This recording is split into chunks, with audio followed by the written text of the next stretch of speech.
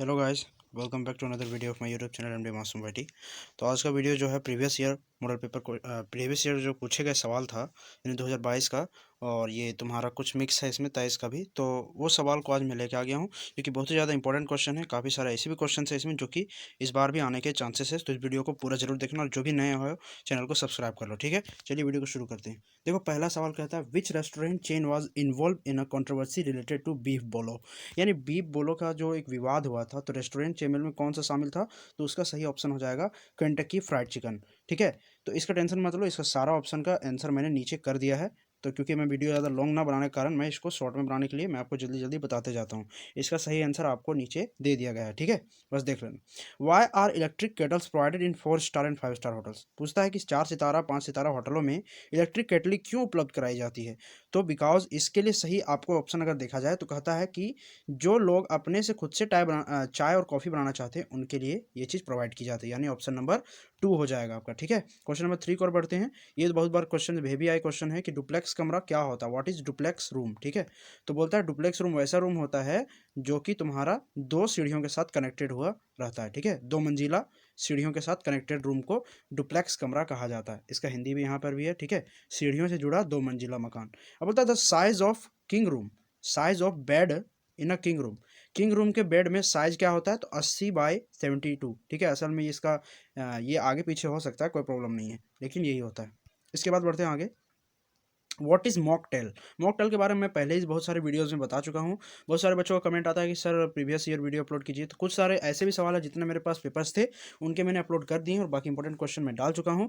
और भी 6 तारीख से पहले और भी इंपॉर्टेंट क्वेश्चन डाल दूंगा जो कि एग्जाम में पूछे जा सकते हैं, ठीक है। तो वीडियो को पूरा देखना। तो पूछता है कि मॉकटेल क्या होता है, तो व्हाट इज़ मॉकटेल।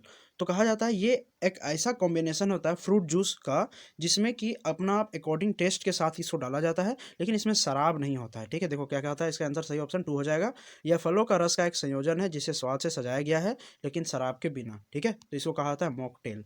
आपने बहुत जगह सुना भी होगा मॉकटेल। बहुत सारे बच्चे इसमें कंफ्यूजन होता है ये 6 नंबर क्वेश्चन में। ये बोलता है if a golf course, horse riding track and casino have been provided within the premises of a hotel then it is called. बोलता है कि अगर कहीं गोल्फ कोर्स है, हाउस राइडिंग का है, ट्रैक है ना, कसिनो है वगैरह, ये सब किसी होटल के प्रेमिस में अगर आपको प्रोवाइड किया जा रहा है, then what type of hotel hotel this is called, ठीक है। तो इसका सही ऑप्शन आपका हो जाएगा बाबू रिजॉर्ट होटल। रिजॉर्ट होटल में ये सारी चीज़ों को प्रोवाइड किया जाता है। आप जो वीडियो चेकआउट कर लेना, ये मेरा क्लास 12 T&H का प्लेलिस्ट में जाके देखना, होटल के सारे टाइप को मैं बता चुका हूँ, उसमें आपको समझ में आ जाएगा, ठीक है। उसके बाद आइडेंटिफाई 7 नंबर में आइडेंटिफाई द हियरार्चिकल सीक्वेंस। देखो हियरार्चिकल सीक्वेंस क्या होता है, इसमें आपको पता करना होता है कि सबसे पहले होटल इंडस्ट्री में कौन पहले आता है। तो सबसे पहले किसी भी इस होटल के बारे में, तो इसमें शेफ डी पार्टी होता है, फिर शेफ डी कजीन होता है, फिर सॉस शेफ होता है। तो इसका सही ऑप्शन 2 हो जाएगा आपका, ठीक। क्वेश्चन नंबर 8 की ओर बढ़ते हैं। देखो इसमें पूछा a small hotel with modest boarding, ठीक है, with modest boarding and lodging facility is known as. एक ऐसा छोटा होटल जिसमें लॉज का फैसिलिटी हो उसको कहा जाता है आपका रिजॉर्ट होटल, ठीक है। क्या कहते हैं? Resort hotel. समझ में आ रहा है बाबू? कमेंट कर देना समझ में आ रहा है तो, ठीक है। उसके बाद उसके बाद जो भी आपको क्वायरीज होता है कमेंट कीजिए, ठीक है। Founder of hotel Taj Mumbai was. Hotel Taj के मुंबई को किसने किया था फाउंड, ठीक है, किसने फाउंड किया था?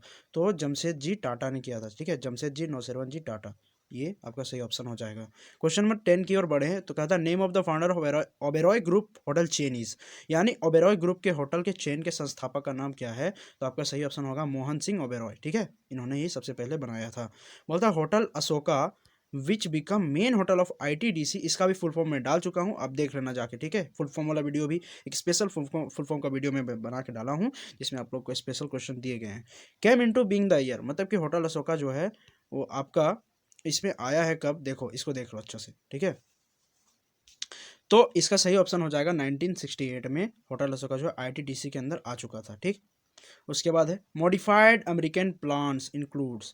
बोलता है जो मॉडिफाइड अमेरिकन प्लान्स है किसी होटल्स में वो क्या होता है? 2 meals of the debt plus room rent, ये होता है, ठीक। इसके बाद देखो आगे। Which state has the maximum number of heritage hotel in India. यानी विरासती हेरिटेज होटलों का सबसे ज़्यादा किस राज्य में संख्या है? तो आपका राजस्थान सही ऑप्शन हो जाएगा, ठीक है, जयपुर की नगरी वही। उसके बाद 14 नंबर का क्वेश्चन को देखो। बोलता है name the underline cloth used on a restaurant table. किसी भी रेस्टोरेंट टेबल, जैसे इस तरह का रेस्टोरेंट टेबल होता है, ठीक है, तो उसमें आपका एक क्लॉथ होता है जिसको हम लोग कहते हैं बाबू बेस क्लॉथ। क्या कहा जाता है? जिसको हम लोग क्या कहते हैं, जिसको हम लोग कहते हैं बेस क्लॉथ, यानी सही ऑप्शन आपका 4 हो जाएगा। ठीक है, 15 नंबर बढ़ते हैं। जो लास्ट क्वेश्चन है टिक वाला का, ठीक है, ऑब्जेक्टिव का, बता identify an international franchise hotel chain. कहता है इंटरनेशनल फ्रेंचाइज होटल में कौन आपका, आपका मेरियट्स होटल में शामिल है। ठीक है, चलिए उसके बाद अब बात करते हैं कि इस सबका देखो सारा मैंने 1 बाय 1 करके सारे जो क्वेश्चन थे ना 1 से लेकर यहाँ तक 1 देखो 2 है ना, ये सब सारा क्वेश्चन का एमसीक्यू का मैं फिर से ही नीचे आंसर में ऑप्शन का आंसर डाल चुका हूँ। जैसे कि यहाँ पे आप देख रहे हैं 1 का ऑप्शन 3 है, 2 का 4 है, 2 का 2 है, 3 का 2 है, 4 का 2 है, तो सारा का आंसर मैं मार चुका हूँ, आप यहाँ से देख लेना। ठीक है, अब आते हैं सब्जेक्टिव टाइप सवाल में, जो कि पहला सवाल यहाँ देखो, इसी में पिछले ही साल यानी 2022 के आसपास 2022 में ही पूछा गया है इस सवाल को। तो देखो क्या पूछता है, define front office, front office को परिभाषित करें। यानी होटल इंडस्ट्री के बारे में जब वीडियो डाला हूँ उसमें फ्रंट ऑफिस के बारे में अच्छे से बताया हूँ। देखो यहाँ पे पूछ रहा है फ्रंट ऑफिस क्या होता है। ठीक है, तो देखो इसका आंसर यहाँ पे लिख दिया है मैंने, इसको लिख लेना तुम लोग, और टाइम का भी प्रिपरेशन में अच्छे से लग जाओ। होटल का एक ऐसा विभाग होता है जहाँ ये आने वाले गेस्ट को सबसे पहले सामने दिखाई देता है। यानी जैसे आप किसी होटल में इंटर करते हो, जैसे ये मान लीजिए होटल है, तो यहाँ पे जो सबसे पहला जो डेस्क टेबल होता है जहाँ पे एंट्री होती है, यहाँ पे एक आदमी बैठा रहता है। ठीक है ना, आप यहाँ से इंटर किए, आपको यहाँ पे सबसे पहले देखने को मिलेगा, आप जहाँ के पूछते सर कैसे, मतलब वेलकम सर करेगा आपको, है ना, ये सब आपको सब कुछ सुविधा देगा। तो ये फ्रंट ऑफिस होता है। उसके बाद जहाँ पर गेस्ट को जो जानकारी चाहिए होती है उनकी सुविधा प्रदान की जाती है, जो भी उसको जानकारी चाहिए वो सब जाके पूछता है। ठीक है, उसके बाद क्वेश्चन नंबर 2 है, एकल कमरा क्या है, what is single room. Single room क्या है, तो बहुत ईजी आंसर है, आप लिख लोगे आराम से, हाँ ना। उसके बाद दूसरा नंबर में क्या कहता है कि एक एकल कमरा क्या होता है, तो एक होटल रूम या बेडरूम जिसको एक व्यक्ति के लिए डिजाइन किया जाता है उसको एकल कमरा कहते हैं, मतलब जिसमें केवल एक ही आदमी रह सकता है उसको एकल कमरा कहा जाता है। इजी आंसर था। तीसरा नंबर है व्हाट इज स्वीट कमरा क्या है, स्वीट कमरा क्या है, तो इसका आंसर देखो यहाँ पे मैंने लिखा है कि स्वीट कमरा क्या होता है बाबू। देखो कहता है कि स्वीट कमरा को आमतौर पर अधिकांश होटलों में उपलब्ध होटल के कमरे की सबसे बड़ी शैली माना जाता है। स्वीट रूम जो होता है किसी होटल में, इसमें क्या होता है ना, स्वीट कमरा में 4-5 चीज़ अटैच होता है। जैसे आप यहाँ से निकले, बेडरूम था, इधर से आपको फिर शयन कक्ष मिल जाएगा, उसके बाद इधर जाएंगे आप तो आपको किचन मिल जाएगा, फिर इधर वॉशरूम मिल जाएगा, ये सब एक ही रूम में अटैच होता है, उसको स्वीट रूम कहा जाता है सिंपल लैंग्वेज में। लेकिन यहाँ पे मैंने क्या लिखा है उसको भी समझ लो। ठीक है, तो ये उपलब्ध होता है, शैली माना जाता है, ये कई अलग तरह के स्थान प्रदान करते हैं, जैसे बाथरूम, रसोई घर, शयन कक्ष बताया ना मैंने, जैसे ये सब इसमें अटैच होता है। उसके बाद क्वेश्चन नंबर 4 का ही है ये वाला, स्टूडियो कमरा क्या है। तो देखो स्टूडियो कमरा के यहाँ पे मैंने आंसर लिखा है कि स्टूडियो कमरा क्या होता है, एक स्टूडियो कमरा का एक बड़ा कमरा होता है जो संयुक्त रहने, भोजन और शयन कक्ष के रूम में कार्य करता है, जिसमें 3-4 चीज़ एक ही साथ हो जाता है। बेडरूम भी आपका काम भी करने वाला है, जिसमें आप गेस्ट को बैठा सकते हैं। ठीक है ना, ये सारे काम आपको एक ही रूम में मिलता है, इसको स्टूडियो कमरा कहा जाता है। क्वेश्चन नंबर 5 है व्हाट इज कबाना रूम, यानी कबाना रूम क्या होता है। बहुत ही इजी आंसर है, आराम से याद हो जाएगा, और ये बहुत ही इंपॉर्टेंट क्वेश्चन है, याद रख लेना। ठीक है, तो कबाना रूम के बारे में समझो क्या कहता है। कबाना स्विमिंग पूल या समुद्र तट के पास एक छोटा, कभी कभी वहनीय यानी पोर्टेबल चेंजिंग रूम होता है।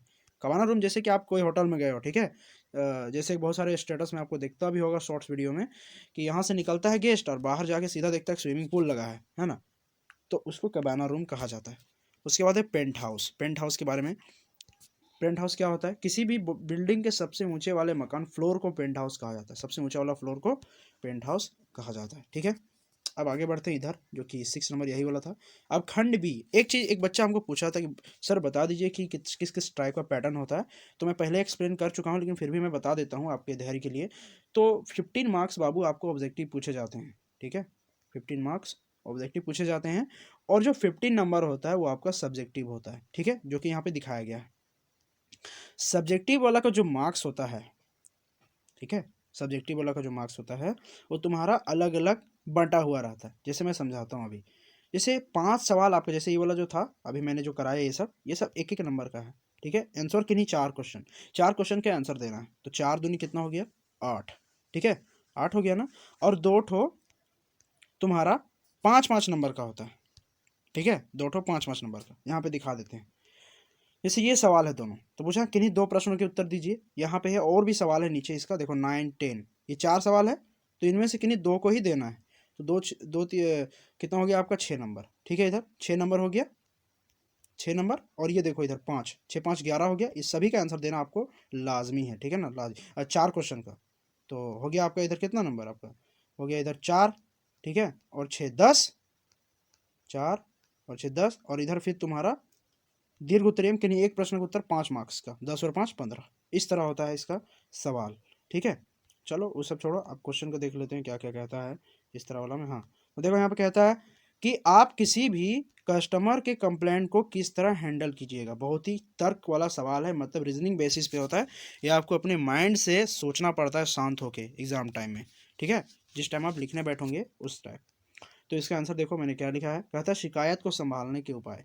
बहुत सारे तरीके हैं, बहुत सारे तरीके, आपको जो अच्छा लगता है वो सभी लिख सकते हैं अपने मन से भी, ठीक है। अगर आप एक्सप्लेन करना चाहते हैं तो एज यू कैन एक्सप्लेन आप कर सकते हैं एक्सप्लेन, अगर नहीं करना चाहते तो ऐसे भी लिख दोगे तो मार्क्स नहीं कटने वाला, ठीक। शिकायत को संभालने के उपाय क्या क्या है देख लो। ग्राहक की बातों को सुनना, सबसे पहला क्या कह रहा है वो, एकदम शांत होकर सुनो, पहले सुन लो उसके बाद कुछ बोलो। सहानुभूति दिखाएं, ठीक है ना, हमेशा अपने आप को बढ़िया और सहानुभूति के साथ उसको दिखाएं कि मतलब हाँ हम सुन रहे हैं आपकी बात को, ऐसा नहीं कि इग्नोर कर रहे हैं, ठीक है ना। धैर्य दिलाएं, पेशेंस बताएं उसको कि हाँ हम आपकी बात को समझ रहे हैं सर, कि अब आपकी ऐसी प्रॉब्लम्स नहीं होगी, सॉरी सर, है ना। उसके बाद क्षमा मांगते रहें, अपने आप को अपोलोजाइज करते रहें वहाँ पे, ठीक है। अपोलॉजी जो होता है वो बहुत ही मस्त चीज़ है किसी को भी अच्छा बनाने में और किसी को भी शांत करने में। प्रश्न के माध्यम से पूछे, जैसे कि आप किसी को पूछ रहे हैं सर क्या प्रॉब्लम हुआ, अच्छा तो सर आपको लग रहा है कि ये यहाँ पे दिक्कत हो रहा है, तो अच्छा ठीक है सर, हमसे आपसे माफ़ी चाहते हैं, अब इन सभी चीज़ों को मैं सुधार दूंगा, ठीक है ना। ये सब सोचना चाहिए, तो ये सब तुमको करना है बाबू एग्जाम टाइम में, तो यही सब लिखना। उसके बाद है एक निश्चित समाधान खोजे, एक फिक्स समाधान खोजो जिसमें कि कस्टमर को ज़्यादा इधर उधर जाना ना पड़े या कोई लोचा या लफड़ा ना हो, ठीक है ना। रिकॉर्ड तैयार कर लो कि अच्छा ये कस्टमर हमको ये प्रॉब्लम बता के गए, तो आज के बाद ये प्रॉब्लम कभी नहीं होना चाहिए, ठीक है। ये सब शिकायत को संभालने के उपाय हैं। क्वेश्चन नंबर 8 की ओर बढ़े, अगर कहता है ग्राहकों द्वारा शिकायत के प्रकार क्या हैं, तो इसका भी आंसर देख लो। ग्राहकों द्वारा शिकायतों के प्रकार, बहुत सारे शिकायत तरह के होते हैं, लेकिन ये कंप्लेंट जो है कुछ मैंने स्पेशल लिखा है, तुमको भी पढ़ लेना। मतलब प्रोडक्ट या सर्विस बेसिस पे, उत्पाद या सेवा बेसिस पे, ये इस प्रकार का शिकायत है जिसमें ग्राहक खराब उत्पाद या खराब सेवा के लिए करते हैं। जैसे आपको कोई अच्छा प्रोडक्ट नहीं मिला, मान लीजिए ऑर्डर किया बहुत ही अच्छा, एंड आपने बहुत ही गंदा प्रोडक्ट प्राप्त किया जो कि बिल्कुल उसके एक्सपेक्टेशन के आपके एक्सपेक्टेशंस के खिलाफ था, तो आप क्या करेंगे, उसको एक्सेप्ट करेंगे नहीं ना। तो ये चीज़ है पहला शिकायत। दूसरा, लंबी समय सीमा, बहुत ज़्यादा लॉन्ग टाइम बहुत सारी चीज़ें ले लेती है लंबे समय तक, तो आपको वो प्रॉब्लम करने लगता है। किसी उत्पाद को डिलीवर होने में काफ़ी अगर अधिक समय लगे तब करता है ऐसा शिकायत। असहयोगी एजेंट, कभी कभी इस प्रकार का कंप्लेन सही सही एजेंट नहीं मिलने पर होता है। जैसे आप कभी मंगा लिए, आप कुछ बता रहे हो उसको, भैया अपना लेट क्यों हुए क्या हुए, तो वही उसको मुँह लगने लगता है, तो ये असहयोगी एजेंट हो गया। उत्पाद गुणवत्ता, ये कि प्रोडक्ट का क्वालिटी क्या है, अगर उत्पाद की गुणवत्ता सही ना मिले तब होता है। तो इस तरह आप और भी अच्छे से एक्सप्लेन करके लिख सकते हो, ठीक है ना, ये आपकी है।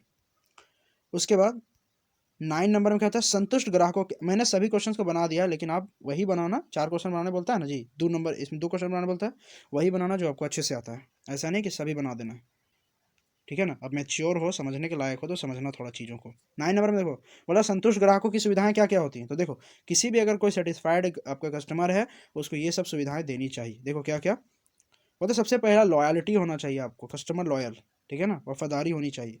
मंथन काम करें, बिना किसी टेंशन के आराम से उसको समझा के बात करें सब कुछ। अफवाह कम करें, किसी भी तरह का फेक न्यूज़ ना डालें। ग्राहक प्राधिधारण, यानी कस्टमर आपका फिर से रिटेंशन हो जाए इस तरह आप काम करें। मुंह से नकारात्मक बात कम करें, कोई भी नेगेटिव बात मत करें। बिक्री का राजस्व बढ़ाएं, ठीक है ना, प्रोडक्ट का सारा कुछ बढ़ा दीजिए। ये सब चीज़ें आपको संतुष्ट ग्राहक की सुविधाओं के लिए बेहतर होती हैं। क्वेश्चन नंबर 10, होटल में ग्राहक कौन है, who is a customer in a hotel, ठीक है। देखो कहा जाता है कि होटल में आतिथ्य उद्योग में आतिथ्य उद्योग में ग्राहक एक व्यक्ति या उसका समूह होता है जो सीधे किसी होटल में अन्य आतिथ्य प्रदाता से सामान या, ठीक है ना, सेवाएं खरीदता है। इसमें कमरा बुक, भोजन, पेय पदार्थ ऑर्डर करते हैं, स्पा, फिटनेस, ये सब मांगता है। सीधा सीधी बात है, जो भी लिखा हुआ है आप अच्छे से पढ़ लेना, नहीं तो वीडियो ज़्यादा लॉन्ग हो जाएगा, वैसे भी 15 मिनट का हो चुका है, ठीक है। तो पूरा कंप्लीट देखना, लेकिन वीडियो को छोड़ना मत, बीच में स्किप मत करना। हो सकता है कोई टर्म आपको समझ में ना आए तो मैं जो बोल रहा हूँ उससे समझ जाए, ठीक है ना, इसीलिए। तो ये होटल में ग्राहक, सीधा सीधी बात है, जो कस्टमर जाते हैं वहाँ पे, आप क्यों जाते हो होटल में, कुछ काम के लिए जाते हो, जैसे कि आपको खाना खाना है ना, कुछ पीना है तो जाते हो, या आपको रूम रेंट में चाहिए, रूम रहना है, रूम में रुकना है, कहीं गए हो रुकना है, फिटनेस सेंटर, स्पा वगैरह, ये सबसे फैसिलिटीज़ के लिए आप वहाँ पे रुकते हो होटल में ग्राहक के रूप में। क्वेश्चन नंबर 11 की ओर बढ़ते हैं, तो क्या कहता है 11 में कि आतिथ्य उद्योग में करियर का विकल्प करें। देखो ये पाँच मार्क्स का सवाल है, तो एक ही को बनाना है आपको, एक ही। मैं इसमें और भी एक्सप्लेन करके लिख सकता था but I have no more time, ठीक है ना, इसीलिए। तो देख लो आप लोग, ठीक है। यहाँ पे आतिथ्य उद्योग में करियर कैसे है, कैसे अपना कैरियर को डेवलप कर सकते हैं।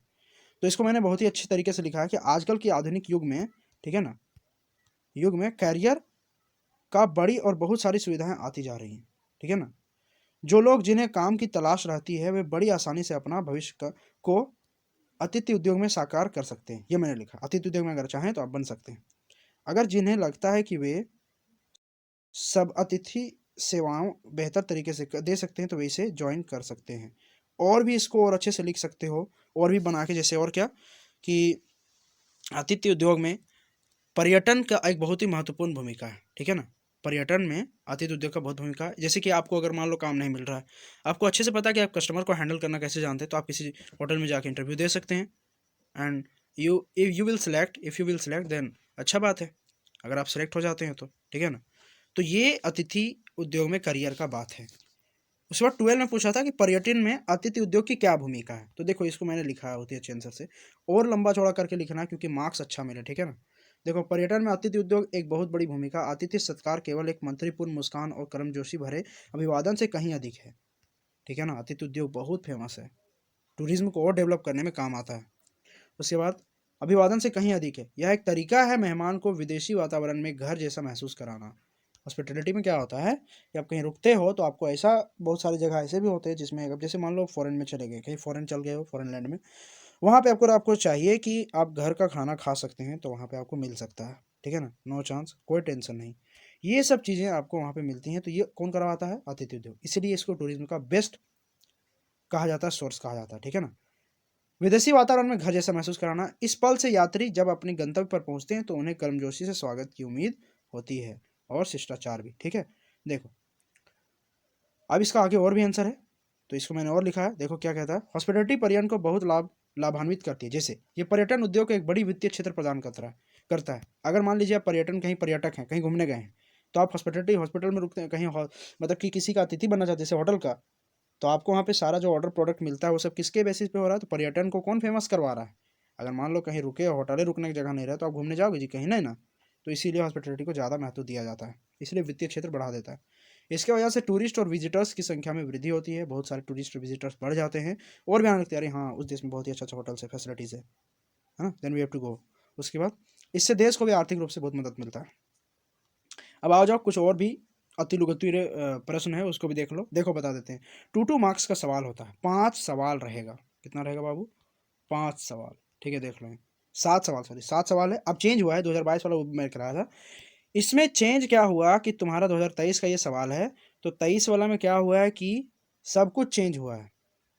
सब कुछ क्या चेंज हुआ कि 5 ठो बनाना है आपको, 5 ठो बनाना है, 2-2 मार्क्स का, 7 क्वेश्चन रहेगा। मैंने इसका सभी का आंसर कर दिया, देख लो। सबसे पहला सवाल है सांस्कृतिक पर्यटन, तो इसका आंसर यहाँ पे है।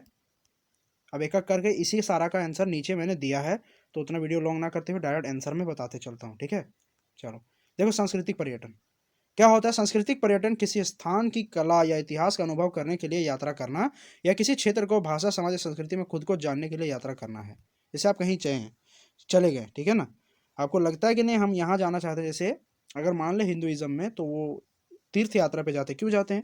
वहाँ पे उन लोग अपना संस्कृति को पहचानने, देखने, जानने के लिए, है ना, उनके इतिहास जानने के लिए, ठीक है ना। जैसे मुस्लिम्स में, है ना, हज के लिए जाता है, तो वहाँ का संस्कृति देखने के लिए, ये सब चीज़ें के लिए, कि क्या था इसके पीछे का इतिहास, क्या है ना, क्यों करते हैं, तो ये सब जानने वाला इच्छा जो होता है वो सब सांस्कृतिक पर्यटन के अंदर आता है। तो किसी भी सांस्कृतिक पर्यटन में स्थान, कला का, इतिहास का अनुभव करने के लिए यात्रा करना है, ठीक। जी है। UNWTO, और फुल फॉर्म वाला मैं बता चुका हूँ, फिर भी देख लो। UNWTO, ये फुल फॉर्म बहुत इंपॉर्टेंट है, United Nation World Tourism Organisation, ठीक है, ये है। उसके बाद तीसरा नंबर इसका सवाल था, सूचना प्रौद्योगिकी यानी IT सूचना तक पहुंचने के लिए कंप्यूटर सिस्टम का उपकरण होता है। पूछा था सूचना प्रौद्योगिकी क्या समझते हैं, उसी का आंसर दिया हुआ है। पूरक आवास क्या है, ये देख लो। पूरक आवास किसे कहते हैं? तो पूरक आवास ऐसी आवास जो आवास तो प्रदान करता है, आवास तो देता है, लेकिन होटल की अतिरिक्त सेवाएं नहीं। होटल की अतिरिक्त सेवा, एक्स्ट्रा जो फैसिलिटी होटल में मिलता है वो इसमें नहीं मिलता पूरक आवास में। जैसे आपको यहाँ पे अधिक वाजिब वाजिब कीमत पे सब कुछ मिल जाएगा, ठीक है ना। अधिक अपनी दिनचर्या को पूरी स्वतंत्रता के साथ तय कर सकते हैं, अपना कुछ कर सकते हैं ना। यहाँ पे सामाजिक संपर्क से नज़दीकी मिलती है आपको, कोई भी किसी से फैसिलिटी आप मिल सकते हैं। प्राकृतिक परिवेश से नज़दीकी, आपको प्राइवेट नेचुरल प्लेस पे मिल जाता है ये सब चीज़ें। उसके बाद मेन्यू क्या है, देख लो। मेन्यू किसी होटल या रेस्टोरेंट का ऐसा लिस्ट होता है जिसमें उस होटल में मिलने वाले खाद्य और पेय पदार्थ की कीमत और दर लिखा होता है, ठीक है ना। ये सब पहले मैं पढ़ा चुका हूँ, उसको देख लेना। कैफ़े क्या है? कैफ़े खाने पीने का छोटा सा प्रतिष्ठान, ऐतिहासिक रूप से कॉफ़ी हाउस है जिसमें आमतौर पर एक सीमित मेनू होता है, ठीक। तो ये थे आज के कुछ इंपॉर्टेंट क्वेश्चंस। आई होप आपको समझ में आए होंगे। तो अगर समझ में आया तो वीडियो को लाइक कर देना और चैनल को सब्सक्राइब कर देना। इसी तरह मिलते हैं किसी नेक्स्ट वीडियो में, तब तक के लिए बाय बाय, ठीक है।